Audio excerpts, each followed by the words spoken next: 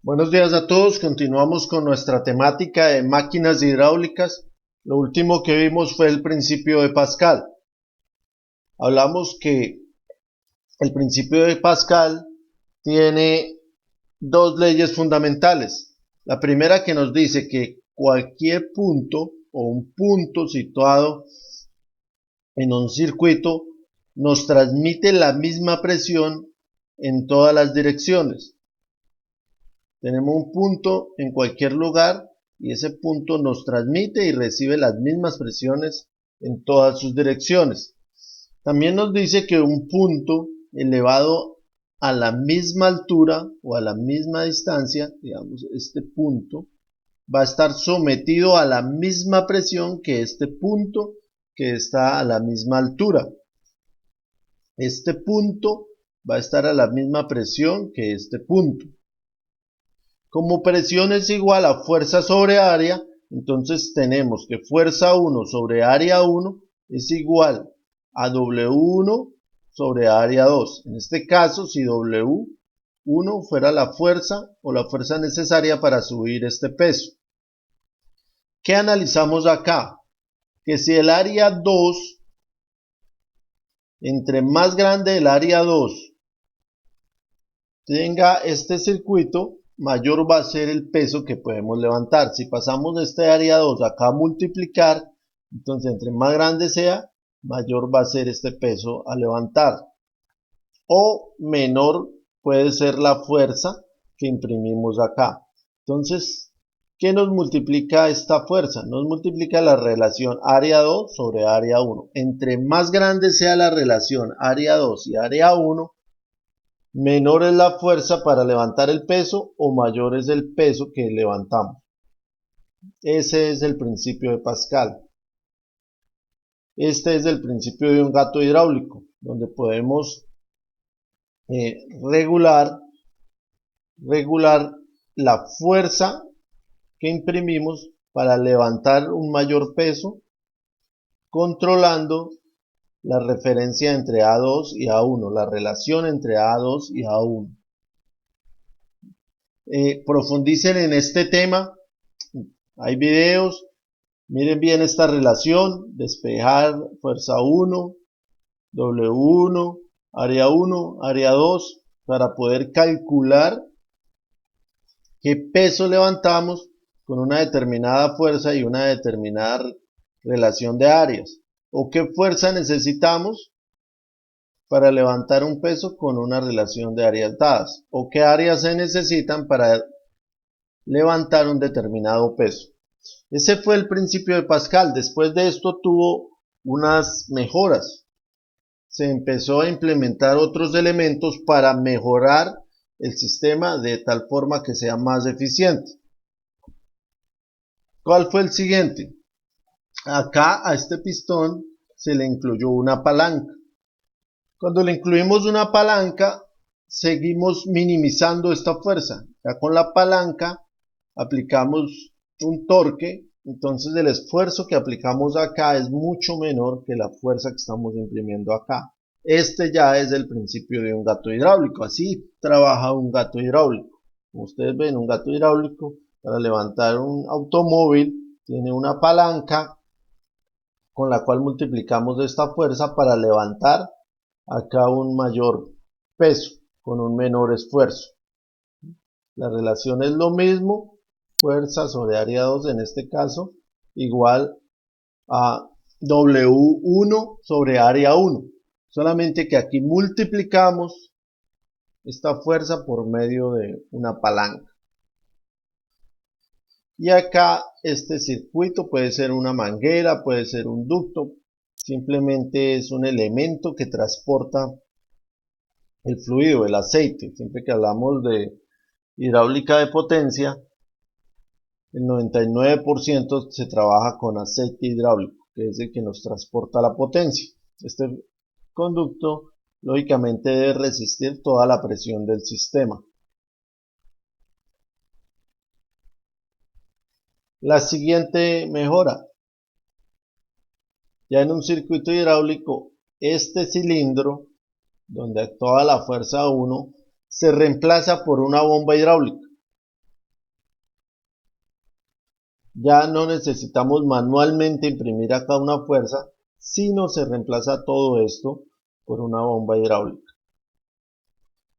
Al imprimir al sistema una bomba hidráulica, ya hay la necesidad de instalar unas determinadas válvulas. Ya vamos a ver las funciones de las válvulas. Y también la necesidad de un reservorio de aceite. Como ya tenemos una bomba hidráulica que trabaja de forma constante, vamos a tener una recirculación del fluido del aceite por todo el sistema. Entonces necesitamos un reservorio para acumular ese aceite y las válvulas para regular ese peso.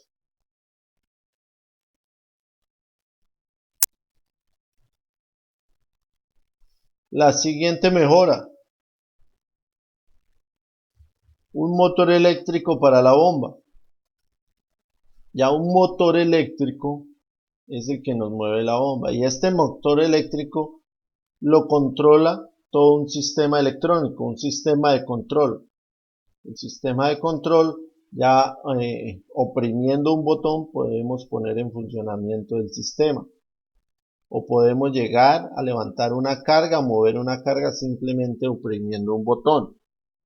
Desde el momento a que utilizamos una palanca, llegamos a una mejora a simplemente oprimir un botón para mover una carga.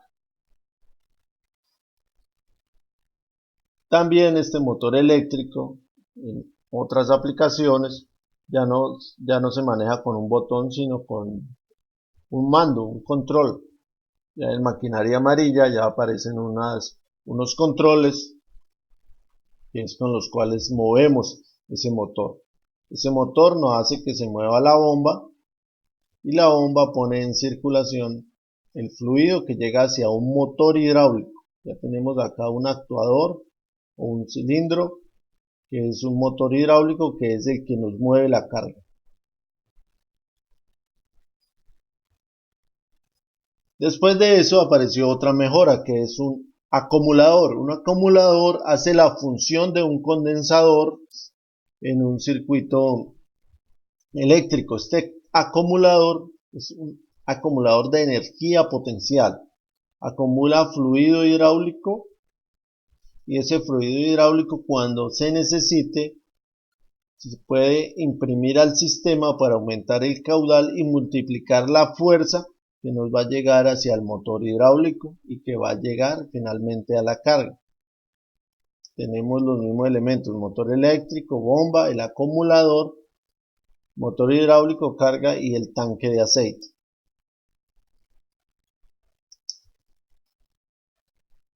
Debido a la seguridad del sistema, fue necesario instalar una válvula de seguridad. ¿Cuál es la función de la válvula de seguridad?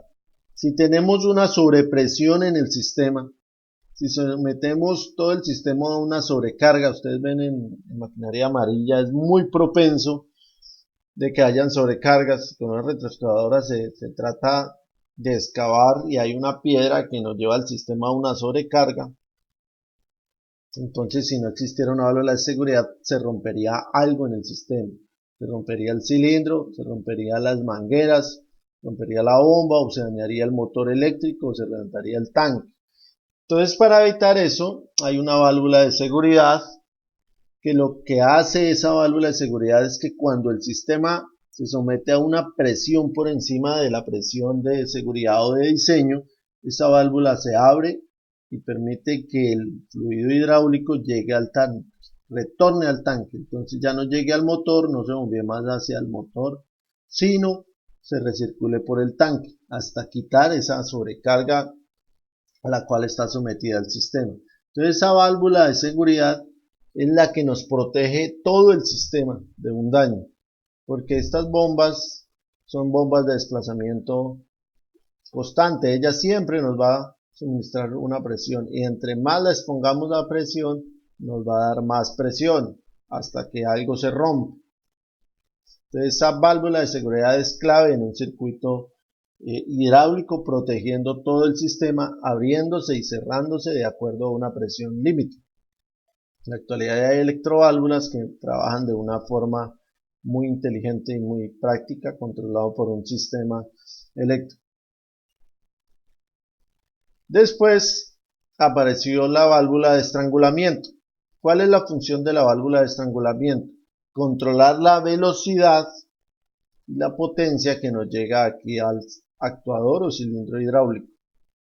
Con ella, entre mayor o menor caudal nos ingrese, podemos controlar esa velocidad. Entonces le imprimimos y le damos otro control al sistema. Ya podemos controlar, aparte de la potencia, la velocidad con que va a desplazarse ese actuador.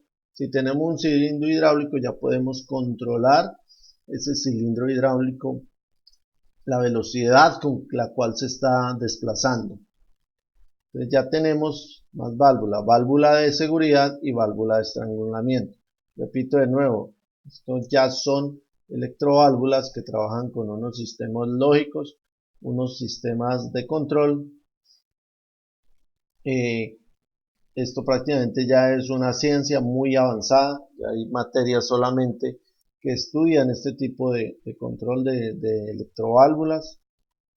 Hay de varios pasos, que nos pueden manejar varios cilindros con una misma bomba y un mismo motor eléctrico, nos manejan varios cilindros, varios actuadores. Esto ya está muy avanzado.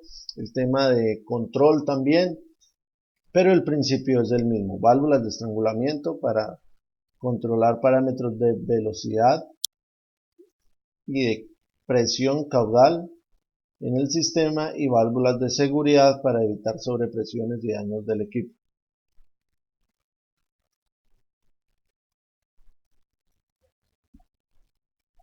¿Qué fórmulas tenemos para calcular nuestros sistemas hidráulicos? Aquí ya tenemos bombas, actuadores. Ya no es sencillo calcular la relación de fuerzas como lo hacíamos con el principio de Pascal, que era fuerza 1 sobre área 1 igual a peso 1 sobre área 2. Aquí ya la bomba nos suministra un caudal, el motor tiene un caudal definido, tenemos unos volúmenes de desplazamiento y tenemos unas RPMs. Entonces ya tenemos más parámetros para calcular un sistema hidráulico. Entonces el caudal del sistema va a ser igual a D, que es el volumen desplazado por revolución, cuánto volumen se desplaza en una revolución, por N, que N son las RPMs a la cual está girando el motor o la bomba, dividido en 60. Este caudal se trabaja en metros cúbicos sobre segundo en el sistema internacional, y el volumen desplazado por revolución se debe trabajar en metros cúbicos sobre revolución, y N en RPMs. Entonces estas RPMs se van con estas RPMs para que el caudal nos quede en metros cúbicos sobre segundo.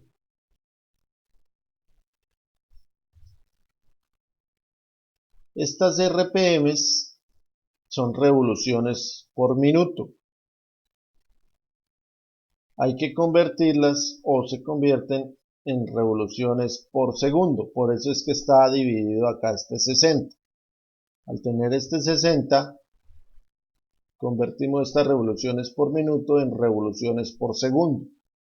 Entonces por eso se va a estas revoluciones con estas revoluciones y nos quedan metros cúbicos sobre segundo. Ese es el factor 60. Por eso con esta fórmula podemos trabajar N en RPMs y D en metros cúbicos sobre revolución. Entonces repito, caudal igual a volumen desplazado por revolución por RPM sobre 60. Los caudales del motor y de la bomba son iguales. Partimos de este principio. El caudal que suministra el motor, o más bien el caudal que le llega al motor, va a ser igual al caudal que suministra la bomba. Entonces tenemos que volumen desplazado por el motor, este M es su índice de motor, volumen desplazado por el motor por RPM del motor va a ser igual a volumen desplazado por la bomba por RPM de la bomba, su índice de motor, su índice de bomba. Y acá obtenemos la primera fórmula fundamental de las transmisiones hidrostáticas. Si despejamos de acá revoluciones del motor, que es el dato que no tenemos, porque revoluciones de la bomba, pues lo sabemos, son las revoluciones que da el motor eléctrico. Entonces, RPM del motor va a ser igual al volumen desplazado por la bomba sobre el volumen desplazado del motor por las revoluciones del motor.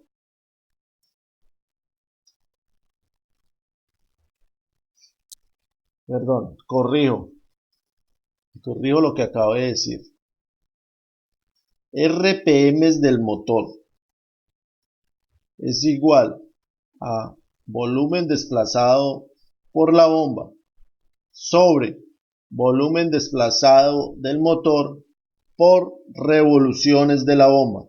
B, su índice bomba.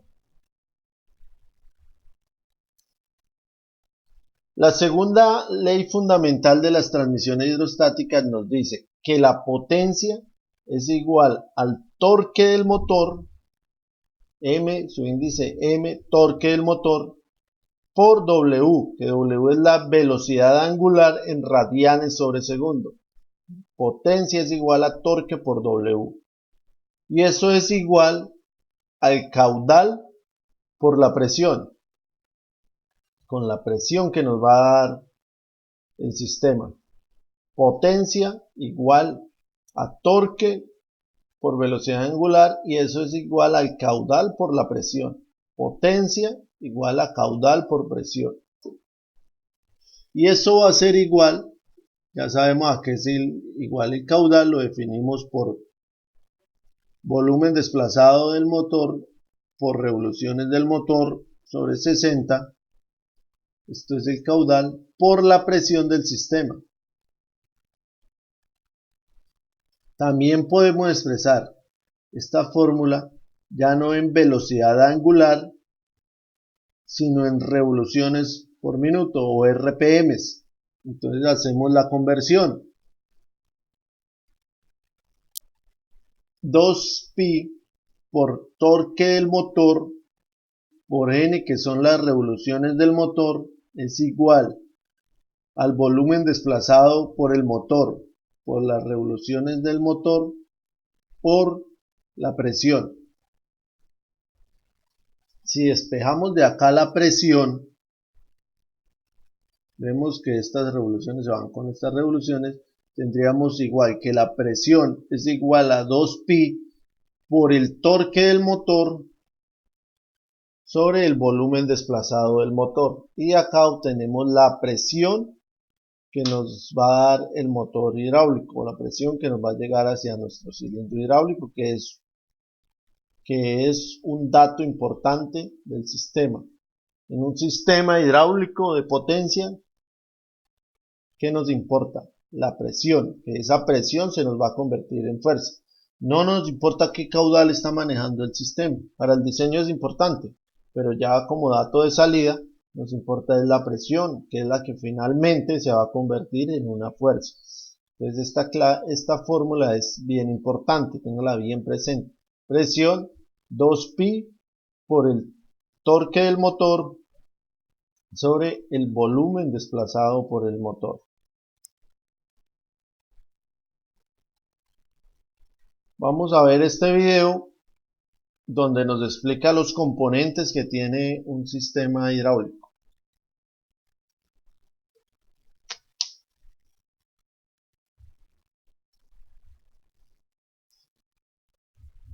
En el grupo correspondiente a la fuente de energía, la energía mecánica es transformada en energía hidráulica y además es acondicionado el líquido del sistema. Los componentes principales de este grupo son el motor, la válvula de seguridad, el depósito de aceite y la bomba. Aquí apreciamos una bomba de engranajes exteriores. Esta bomba es capaz de generar una corriente continua de líquido y funciona de la siguiente manera. La cámara de aspiración está conectada al depósito de aceite. Cuando giran las dos ruedas dentadas, cada vez que un diente abandona su encaje, aumenta ligeramente el volumen de la cámara. De esta manera va generándose una depresión en la cámara de aspiración, con lo que el aceite del depósito es succionado hacia dicha cámara. Los vanos entre los dientes son los espacios encargados de transportar el aceite hacia la cámara de presión. Los dientes que están encajados evitan que el aceite retorne por el centro.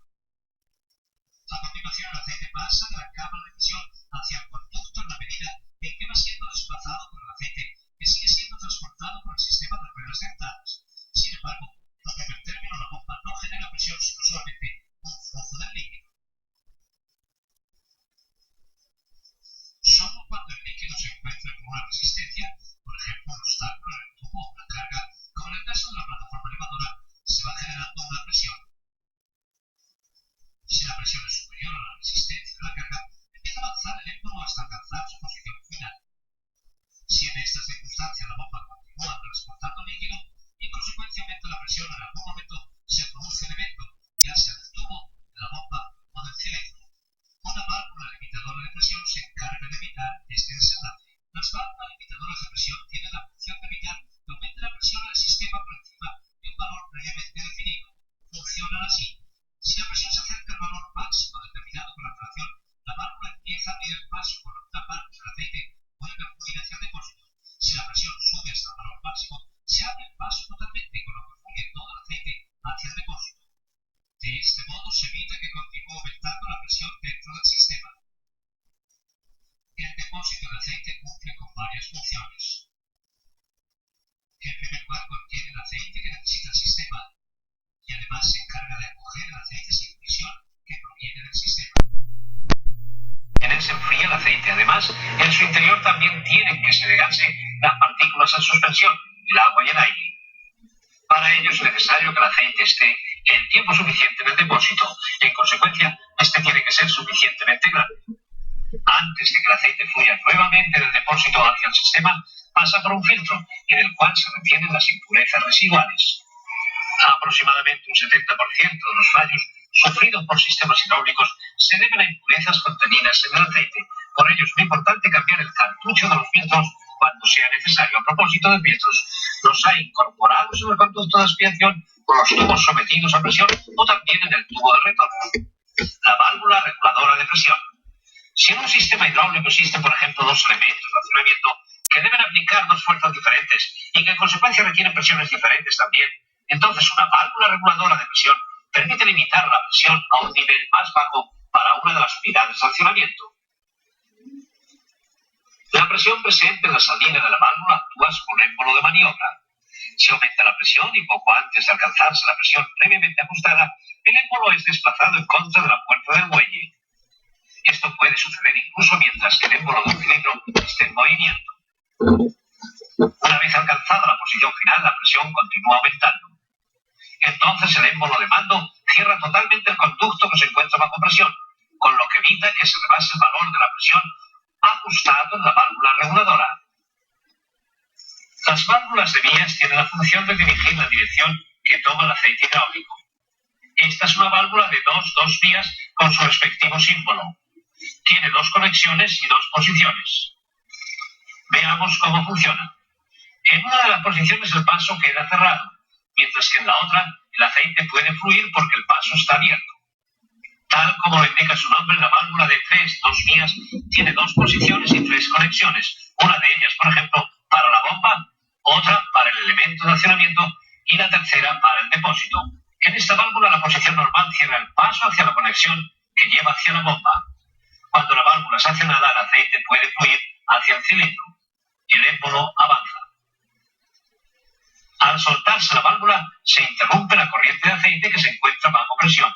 En el ejemplo que observamos aquí, una fuerza exterior actúa sobre el émbolo, moviéndolo hacia su posición final posterior, con lo que el aceite puede fluir hacia el depósito, ya que en la válvula ahora está abierto el paso respectivo.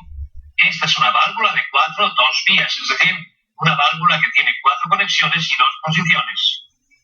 En este caso, la válvula tiene una conexión adicional para un elemento de trabajo. En el caso de la válvula de 2 vías, el aceite sometido a presión es guiado hacia una de las 2 conexiones de trabajo, dependiendo de la posición de la válvula. Ello significa que esta válvula puede ser utilizada, por ejemplo, para controlar un cilindro de doble efecto. En esta posición, el aceite sometido a presión es guiado hacia la cámara de la izquierda, con lo que el émbolo avanza. El aceite de la cámara derecha, fluye hacia el depósito a través de la válvula de 2 vías. Al conmutar cambian las 2 vías para el aceite, con lo que el émbolo vuelve a retroceder. En esta configuración, el cilindro está avanzado si la válvula se encuentra en su posición normal. Cuando es activada, el cilindro retrocede. El cilindro de simple efecto. Aquí vemos un cilindro de simple efecto con su respectivo símbolo. Vemos que está dotado de una conexión para el conducto de servicio. Observemos cómo funciona. Cuando fluye aceite hacia la cámara, se genera una presión de trabajo y el émbolo avanza. Este cilindro únicamente puede trabajar en una dirección. Aunque ahora baje la presión, no pasa nada. El émbolo solo vuelve a retroceder cuando se aplique sobre él una fuerza desde fuera. Dicho sea de paso, el émbolo no es capaz de separar al 100% las 2 cámaras del cilindro. Así, en el transcurso del tiempo, va entrando algo de aceite en la cámara que no está sometida a presión. Este aceite es guiado hacia el depósito a través de un tubo para aceite de fuga. El cilindro de doble efecto. El cilindro de doble efecto se distingue por sus 2 conexiones útiles. Veamos cómo funciona. El cilindro de doble efecto es sometido a presión alternadamente en ambos lados para ejecutar los movimientos de avance y retroceso. Ello significa que puede ser utilizado para realizar trabajos en ambas direcciones, es decir, para empujar y tirar. El cilindro retrocede más rápidamente que avanza. ¿Por qué? Aquí vemos por qué. La cámara del lado del vástago es más pequeña. Además, la superficie útil del émbolo es más pequeña por la presencia del vástago. En la práctica se suelen utilizar cilindros con una relación definida entre las 2 superficies del émbolo y, en consecuencia, entre los volúmenes de las 2 cámaras. Tal relación suele ser exactamente 2:1. Estos cilindros son denominados cilindros diferenciales. De lo dicho se deduce lo siguiente. Si la fuerza F1 igual a P por A y si la fuerza F2 igual a P por A entre 2, ello significa que la fuerza vigente en el movimiento de retroceso es la mitad de la fuerza aplicada al avanzar. Sin embargo, la cámara del lado del vástago, teniendo la mitad del volumen y siendo igual al caudal volumétrico, se llena en la mitad del tiempo con aceite. Ello significa que el émbolo retrocede a la doble velocidad. Asimismo, el caudal volumétrico de aceite de reflujo también es el doble, porque necesariamente tiene que refluir la doble cantidad de aceite en el mismo tiempo. Por ello se produce una presión dinámica. Estas circunstancias tienen que tomarse debidamente en cuenta al elegir un cilindro hidráulico. El líquido sometido a presión contenido en sistemas hidráulicos cumple con varias funciones. Primera, transmite la energía generada por la presión. Segunda, además se encarga de la lubricación de las piezas móviles. Adicionalmente protege las partes metálicas frente a la corrosión. Tercera, asimismo descarga el calor residual ocasionado por la fricción del flujo de aceite en sistemas hidráulicos. Cuarta, finalmente, el líquido se encarga de transportar las partículas desprendidas por las piezas móviles hasta que son retenidas por un filtro. Los sistemas hidráulicos suelen funcionar con aceites minerales o sintéticos. Se trata de aceites de baja viscosidad. Aquí vemos un aceite con un elevado grado de viscosidad, lo que significa que se trata de un aceite muy denso. Mediante aditivos es posible modificar las propiedades físicas de los aceites. Ello significa que los aceites pueden ser adaptados a las aplicaciones específicas, agregándoles las sustancias respectivas. Y dicho sea de paso, que los aceites pueden ser comprimidos un 7% aproximadamente, es decir, muchísimo menos que el aire. Esta es una de las razones que explica la precisión de los sistemas hidráulicos.